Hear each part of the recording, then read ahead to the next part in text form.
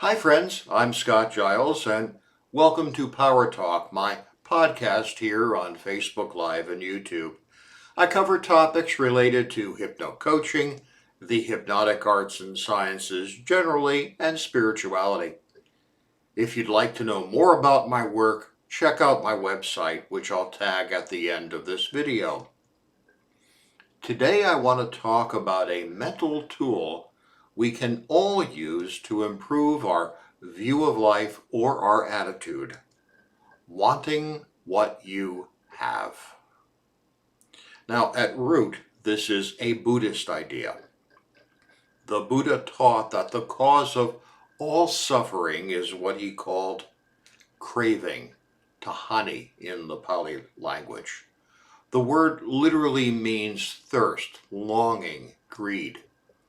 And the fact that suffering is caused by wanting things that you don't have is one of the Four Noble Truths that is the foundation of Buddhism. The idea is that much emotional suffering comes because we crave things we don't have but think we should have. We want a beautiful or studly partner. We desire wealth and the security and toys that go with it. We long for the travel and experiences that having more resources would allow. Because we lack these things, we become unhappy and unappreciative of what we do have and feel, if not miserable, at least unsatisfied.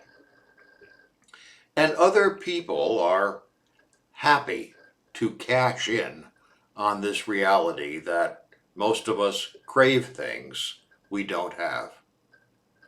Ads on television present apparel, food, vacation, promises of joy, all dangled before us like carrots on sticks to get us to move and do what the advertising company wants us to do, which is to move their product. Hey, we hypnotists do it too. People selling hypnotic business systems, turnkey practice ideas, and so on. Typically, when I see their ads, they're posed in front of an impressive house, a gorgeous room, or swimming pools.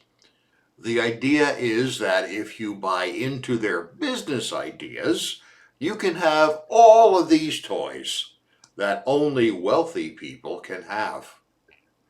Or we ourselves will try to motivate a client toward healthier behavior by calling to mind images of a fitter, slimmer, more successful outcome, all to push motivation and, if we're not careful, craving. Now, there's nothing wrong with much of this. People come to us because they want to achieve their goals. Goals are good things. Having goals is one of the ways we improve ourselves, but there is a line between healthy and inspiring goals and unhealthy craving that generates unhappiness. The skill of the good hypnotic practitioner is guiding clients to stay on the right side of that line. Now, my father, when he was alive, wanted to have a powerboat, and he would ultimately own several. And he discovered that having a boat is a hell of a lot of work. A little bit easier now and with fiberglass and composite hulls, but back then the hulls were wood and they had to be scraped and painted every year. Another relative of mine always wanted a huge swimming pool in his backyard, and he finally got one. And then he discovered how much work and how much expense went into maintaining that pool. And then the thing that he had craved wasn't as shiny as it had been when it was just in his mind. My father used to joke, and this has become sort of a mantra for me.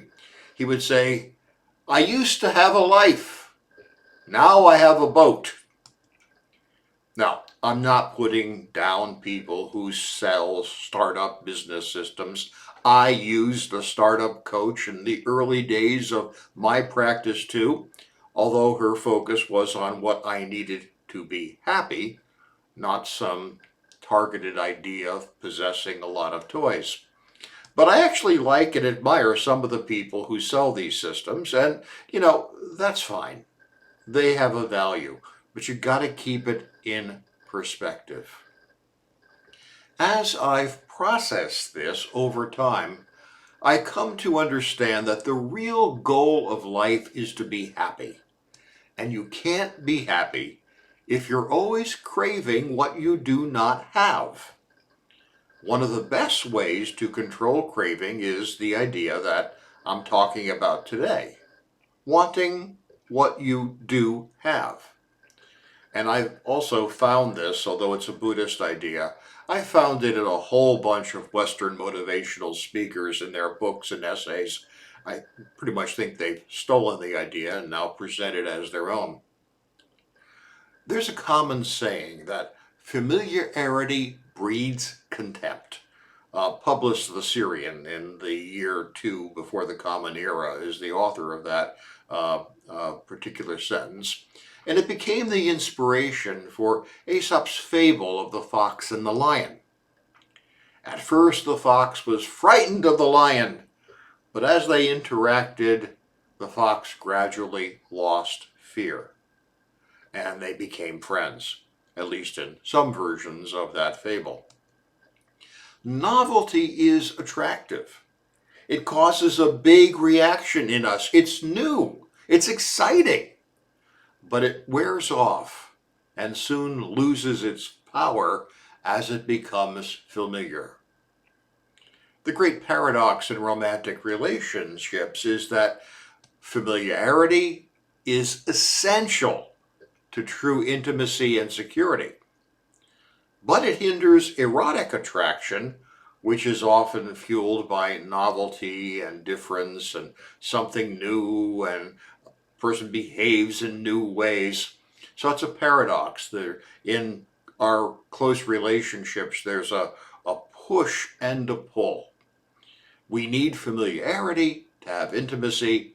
At the same time, attraction is fueled by novelty, and there can be a lot of trouble if we don't figure out how to walk the line between those two.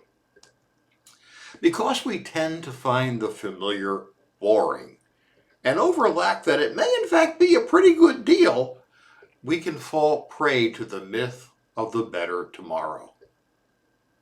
Now, there's nothing wrong with wanting a better tomorrow, provided that wanting does not corrupt today.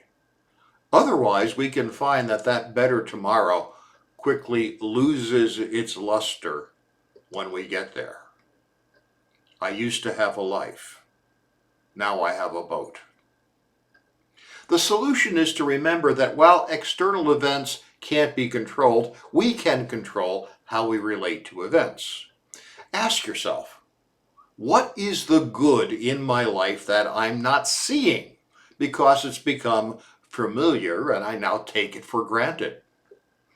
Would these other things that I'm attracted to really be better, or would they just be different?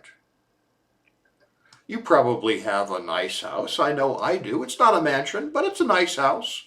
I have plenty of food on the table, a few well-chosen toys, a good relationship, and so on. Let yourself be grateful for what you've got. You've probably got way more by way of good things than you notice. Certainly try to improve, but be sure that the improvements are things you actually want. And the surest way to do that, I believe, is to focus on the good that you possess and ask yourself if what you're craving would really be better, or would it just be different? Want what you have.